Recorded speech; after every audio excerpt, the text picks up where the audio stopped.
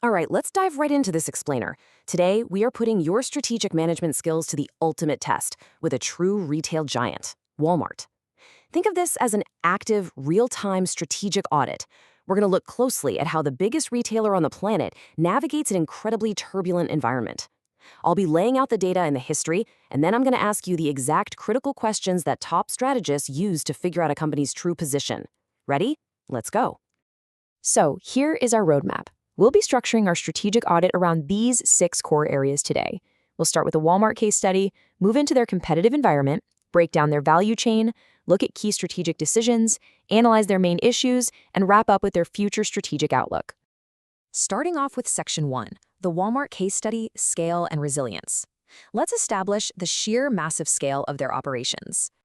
To really wrap your head around Walmart's strategy, you first have to grasp the mind-boggling magnitude of their physical footprint. We are talking about a company that serves an awe-inspiring 270 million customers every single week across over 11,700 stores globally.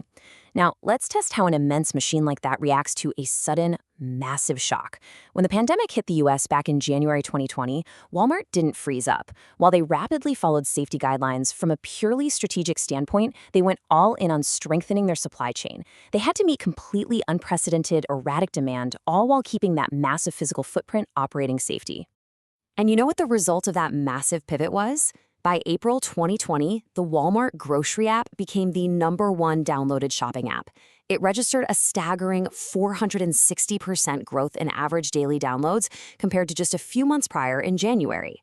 They seamlessly merged their physical scale with a rapid digital response. Moving right along to Section 2, the competitive environment, identifying the threats. Strategy is never formed in a vacuum, right? So ask yourself this. Who exactly is applying pressure to Walmart's business model today? Because let me tell you, it's no longer just about competing with the other big box discount store down the street. The most critical, defining rivalry in the modern retail landscape is the heavyweight match between Walmart's massive brick-and-mortar legacy and Amazon's absolute e-commerce dominance. Amazon basically rewrote the rulebook on driving down prices while delivering goods right to your front doorstep. And this turf war, it's only getting hotter. While Walmart was aggressively building out its online operations, Amazon completely shocked the retail world by invading Walmart's physical territory overnight when they acquired Whole Foods Market. But here's the catch. The pressure isn't just coming from Amazon. Walmart is literally fighting a multi-front war right now. You've got Aldi setting a brutal new standard for low-price food, which is really squeezing Walmart's grocery margins. Over in traditional discount retailing, Target is becoming an increasingly formidable competitor by leaning into style.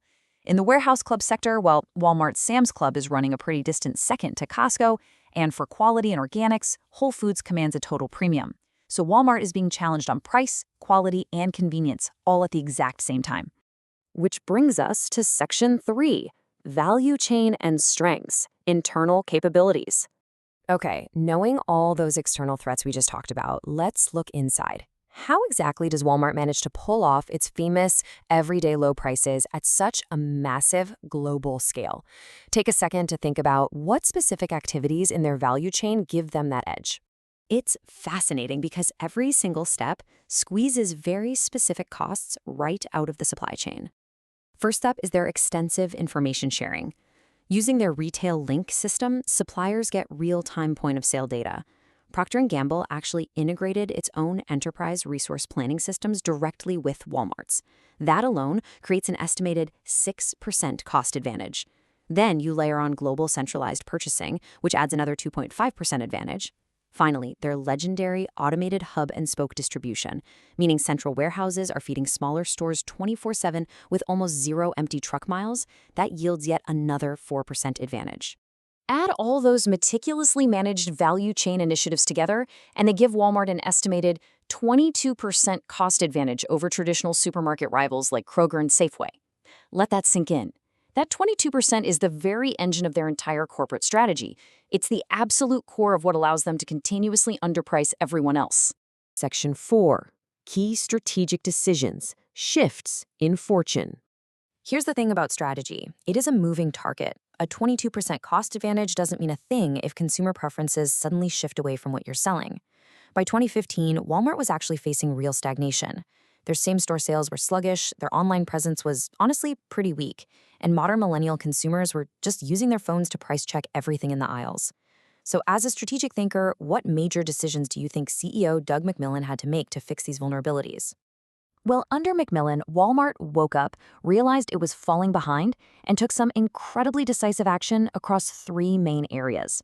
In labor, they knew they had to fix notoriously poor customer service, so they raised the minimum wage to $9 and overhauled some pretty hated scheduling practices to attract better talent. In e-commerce, instead of just trying to build from scratch, they bought market share. They dropped $3.3 billion to acquire Jet.com, and later took a controlling interest in India's Flipkart. Finally, store formats. They realized the era of the giant, sprawling 24-hour supercenter was kind of fading, so they pivoted focus to neighborhood markets, stores about 1/5 the size of a supercenter, and it worked. Those smaller stores quickly began seeing really impressive 5.6% same-store growth. Let's look at Section 5, Analyzing the Main Issues, the current audit. If you were auditing Walmart today, right now, what friction points would you point out? Despite all their success, where are they most exposed to failure? Their biggest hurdles today are just incredibly complex. Internally, their ultimate test is seamlessly blending those 11,700 physical stores with their digital channels. They absolutely have to create a true omnichannel experience. Externally, they're still fending off Amazon's aggressive push into physical grocery via Whole Foods. On top of that, their immense size makes them a massive target. Think about it. They have 2.2 million employees. That means they're constantly managing intense public relations battles, pressures from organized labor looking to unionize, and past lawsuits over employee treatment. And through all of this, they must continuously adapt to millennial and Gen Z shopping habits to make sure their apps are just as compelling as their low prices. Finally, Section 6, Future Strategic Outlook, the road ahead. I want to leave you with this final provocative thought. Back in 2018, the company officially dropped the word stores from its name. They became simply Walmart Inc. That was a huge signal reflecting a future where customers shop seamlessly in-store, online, or right on their phones.